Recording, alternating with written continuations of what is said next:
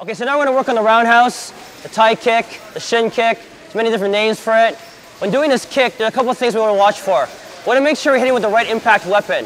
So make sure you're hitting with your shin bone. You're not hitting with your instep, the shoelace portion of my shoe, or the ankle bone. You're trying to really emphasize hitting with the shin bone right here. Hands stay up, and for maximum power, he's going to pivot on the support leg.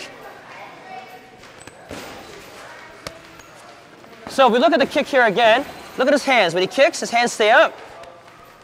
He hits with the shin bone, and he supports he pivots on the support leg. As much as possible, he pivots. All right? His leg is not straight like a 2x4, nor is there a chamber like a karate kick or a savate kick. Not to say that's wrong, it's just a different fighting style. All right, so the leg is really relaxed. It's like snapping out a wet towel. It comes around like a tail, like a whip. Okay? He comes back to his original fighting stance. All right, he's all well, nice and balanced. Now, the best way to practice this technique is to go nice and slow. Because everyone wants to hit this kick really nice and hard and fast, but there's a lot of sloppiness and error of technique if you do it really fast. So practice it nice and slow.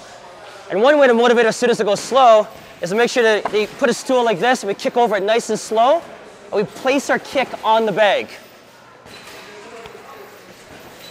Perfectly nice and slow. He rests for 1 nanosecond on the bag, and he pushes back into his stance. Obviously, you don't want to kick the stool, so go nice and slow for this technique.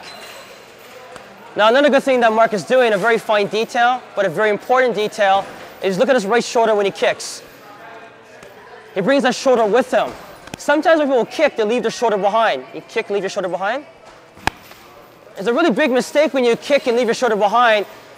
Whether you're dropping your hand or not, you want to keep that shoulder up as much as possible. Even if you do drop your hand like this, you still want to cock your shoulder up as much as possible and hide your chin.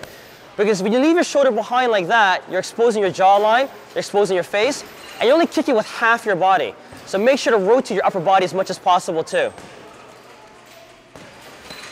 Okay, so from bottom to top, many different elements. Make sure you pivot on your support leg. Make sure you hit with the shin bone. Your leg is relatively relaxed. It's kind of stiff right now because he's posing. His hands stay up, and rotate your shoulder across so that you make sure that you protect your chin as much as possible. Practice this technique nice and slow. Don't worry about power and all that kind of stuff. Technique comes first. And that is basically a roundhouse here, or a tie kick, or a shin kick, or what have you.